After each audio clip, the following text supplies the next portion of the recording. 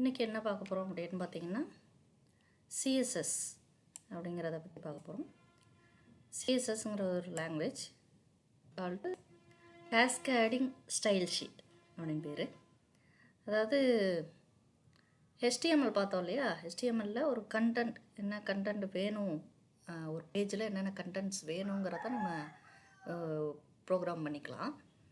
இந்த CSS use பண்ணி என்ன பண்ண போகிறோம், அதோட லுக்கு எப்படி இருக்கணும், அதாவது ஒரு ஃபாண்ட் எப்படி இருக்கணும், ஒரு இமேஜ் எப்படி இருக்கணும், அந்த ஃபாண்ட்டில் என்ன கலர் வரணும், லே அவுட்டு, ஸ்பேஸிங்கு, இந்த மாதிரி நிறையா விஷயங்களை நம்ம சிஎஸ்எஸ் மூலயமா பண்ணிக்கலாம்.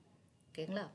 ஸோ சிஎஸ்எஸ் பொறுத்த வரைக்கும், கேஸ்கேடிங் ஸ்டைல் ஷீட்டை பொறுத்த வரைக்கும் ஒரு ஒரு ஒரு டேக் இருக்குது அப்படின்னா அந்த டேகு எடுத்துக்கிட்டு அதுக்கு என்னென்ன ப்ராப்பர்ட்டிஸ் கொடுக்கணும் அப்படிங்கிறத தான் நம்ம செட் பண்ணுவோம். ஓகேங்களா? இதை பொறுத்த வரைக்கும் 3 விதமாக அப்ளை பண்ணலாம். இதுக்கு முதல்ல HTML கண்டிப்பாக தெரிஞ்சிருக்கணும்.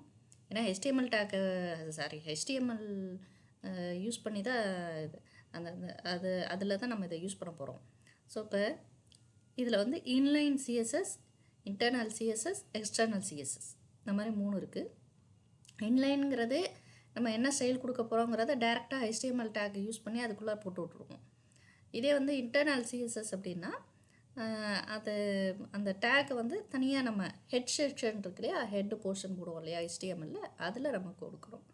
இது எக்ஸ்டர்னல் அப்படின்னா HTML ஃபைல் ஒன்று தனியாக வச்சுக்கிட்டு சிஎஸ்எஸ் ஃபைல் அதை வந்து தனியாக க்ரியேட் பண்ணிவிட்டு அதை வந்து இங்கே லிங்க் பண்ணி கொடுக்கணும். ஓகேங்களா? ஸோ இதுக்கு சாம்பிள் பார்ப்போம். இப்போ ஃபஸ்ட்டு வந்து பார்த்திங்க அப்படின்னா VS கோடு ஓப்பன் பண்ணிக்கிறேன். இதில் ஃபஸ்ட்டு ஒரு HTML ஃபைல் பண்ணுறோம். ஓகேங்களா?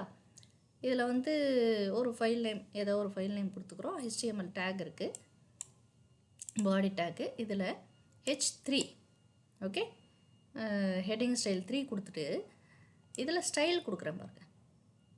ஓகே, ஸ்டைல் வந்து பார்த்திங்க அப்படின்னா என்னென்னா text alignment centre. Okay, alignment வந்து சென்டரில் கொடுத்துருக்கேன். என்ன கண்டென்ட்டோ அதை நம்ம டைப் பண்ணியிருக்கோம்.